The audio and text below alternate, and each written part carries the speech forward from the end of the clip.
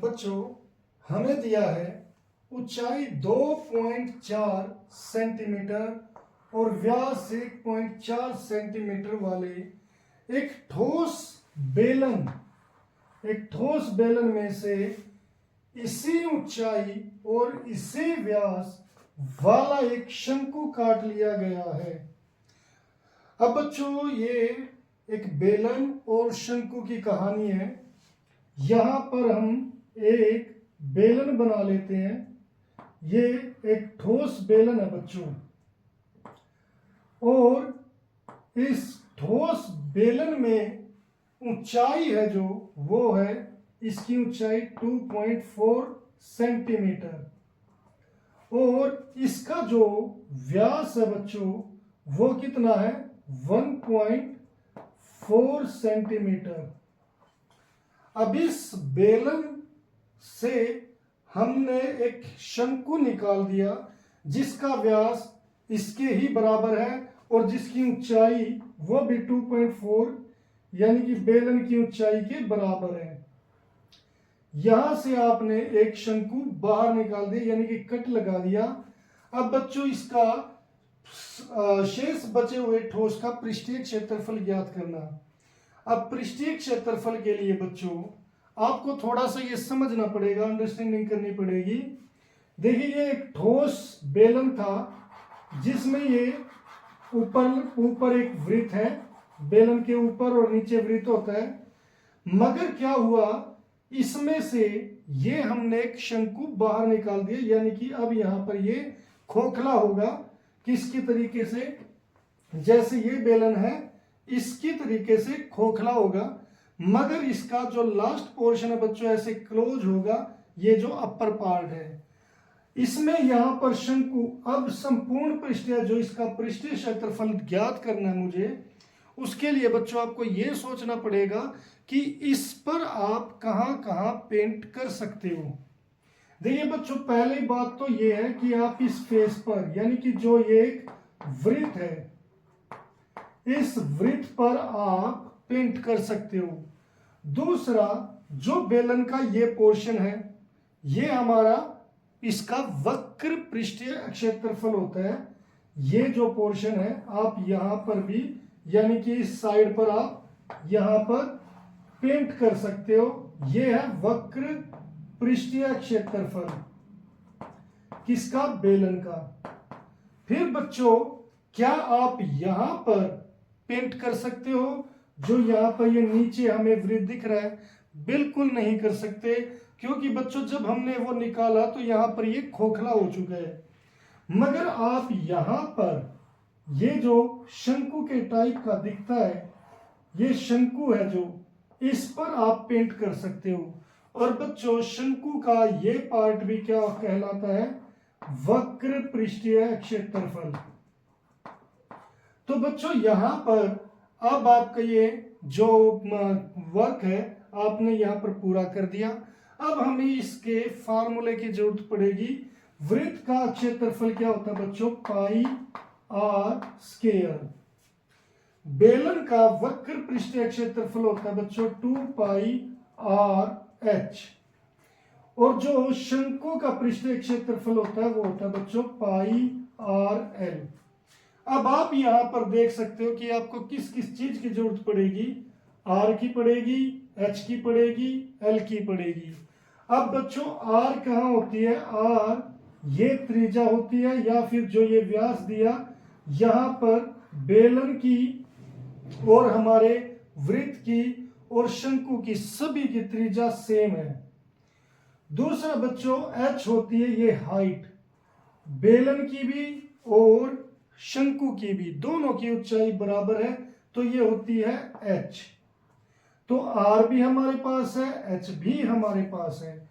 अब बच्चों ये होती है एल, मगर एल हमें नहीं मिला हुआ, इसीलिए एल हमें निकालना पड़ेगा, और एल निकलेगा यहां पर पाइथागोरस प्रमेय से।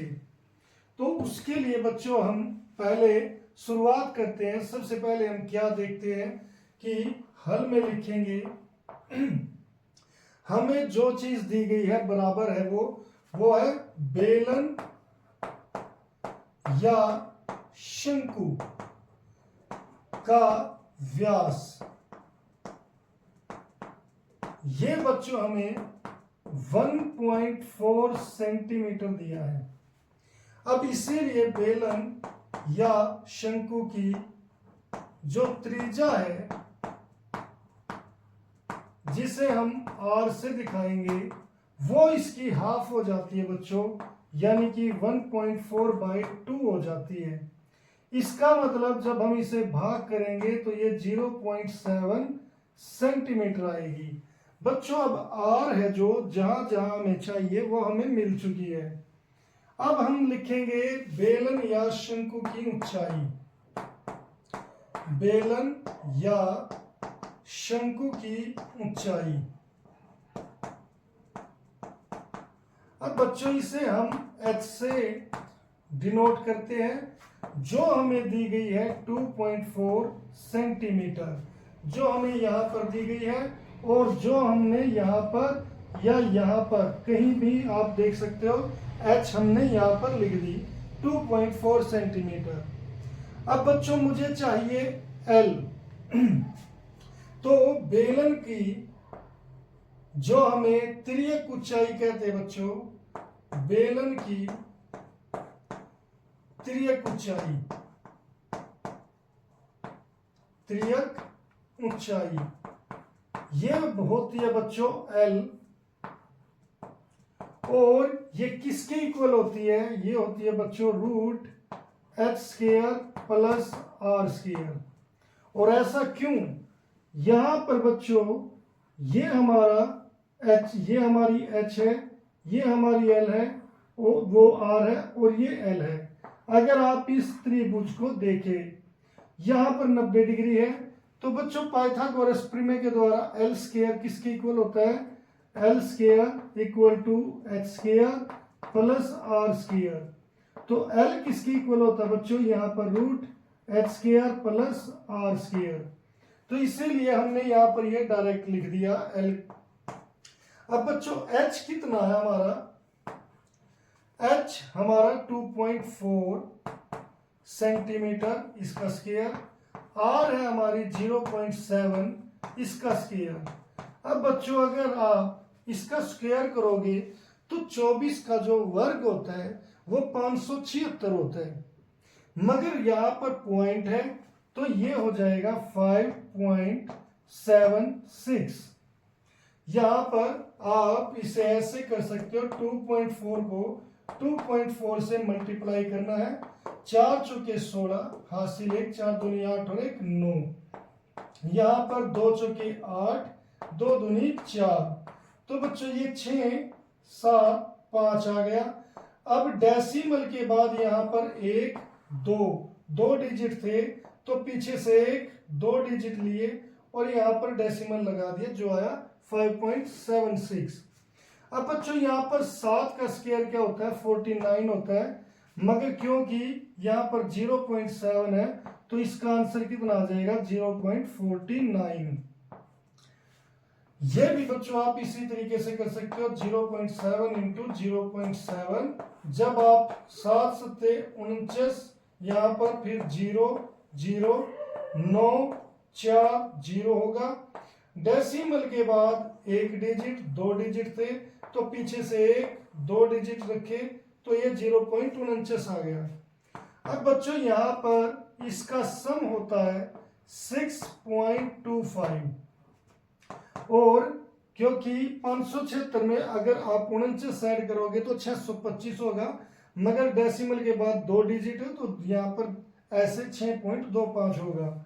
और ये वर्ग होता है बच्चों 2.5 सेंटीमीटर आ गई, यानी ये 25 का वर्ग होता है, इसीलिए इसका आंसर क्या आ गया? 2.5। तो ये आ गया हमारा बच्चों LB। अब मुझे पृष्ठीय क्षेत्रफल ज्ञात करना है ठोस का पृष्ठीय क्षेत्रफल। उसके लिए बच्चों मैंने बताया पहले वृत्त का क्षेत्रफल, फिर बच्चों बेलन का वक्र पृष्ठीय क्षेत्रफल, वक्र पृष्ठीय क्षेत्रफल, और फिर बच्चों शंकु का वक्र पृष्ठीय क्षेत्रफल, शंकु का वक्र पृष्ठीय क्षेत्रफल। यहां पर बच्चों जो हमारा, मैं थोड़ा यहां पर इस आपको बराबरी यहां पर ही इसके नीचे ही लिखना है, मैं यहां से स्टार्ट कर रहा हूं क्योंकि यहां पर स्पेस की कमी है। वृत्त का क्षेत्रफल क्या होता है बच्चों? Pi are square.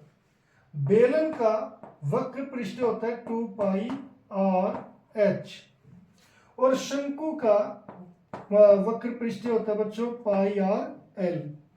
अब यहां पर जो चीजें कॉमन है, जैसे बच्चों pi r pi r pi r यहां पर कॉमन है, तो ये सारी चीजें आप पाई आर आपने कॉमन ले ली, तो यहां पर पाई आर काट दो, पाई आर काट दो, पाई आर काट दो। हालांकि आपको नहीं काटनी है, मन में सोचना है।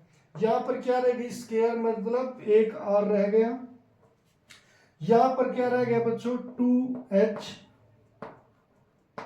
प्लस यहां पर क्या रह गया? l। अब बच्चों यहां पर इनकी वैल्यू रख दो। पाई की वैल्यू होती है 22/7, आर की वैल्यू हमें यहां पर आर की वैल्यू 0.7 मिली है। फिर बच्चों आर की वैल्यू कितनी है? 0.7 प्लस 2 इंटू एच हमारा कितना है? यहां पर 2.4 है, प्लस एल कितना बच्चों? एल 2.5 है। इस तरीके से बच्चों यहां पर 7 से ये कैंसिल हो जाएगा, 0.1 आएगा। यहां पर आ गया 22 इंटू 0.1, फिर यहां पर मल्टीप्लाई में बच्चों यहां पर पहले मल्टीप्लाई टू 28 की 2 से 5.6 होगा बच्चों। यहां पर 0.7 है और 2.5 है, तो बच्चों इन सभी को ऐड करें तो 6 और 7 13 और 5 18 हो गए, हासिल 1, 5 और 1 6 और 2 8, यानी कि 8.8 आ गया। तो बच्चों यहाँ पर 8.8 आ गया। अब बच्चों इनकी आपको मल्टीप्लाई करनी है। यहाँ पर इस डेसिमल को थोड़ी देर के लिए भूल जाओ, यहाँ पर ये 2 है। 88 की 22 से मल्टीप्लाई करनी है बच्चों आपको। ये सारा आपका रफ काम है। अब हम यहां पर करते हैं 88 की 22 से मल्टीप्लाई। ये हो गया 2 8 16, 2 8 16 17, 2 8 16 17, ये आ गया 6 13, ये 9 1। तो बच्चों यहां पर 1936 ये आंसर आ गया। डेसिमल कितने के बाद कितने डिजिट है बच्चों? 1 2 है, तो पीछे से 2 डिजिट लिए और ये आ गया सेंटीमीटर स्क्वायर। तो इसका आंसर लगभग आ गया 20 सेंटीमीटर स्क्वायर। तो इस तरीके से बच्चों हम ये क्वेश्चन कर सकते हैं।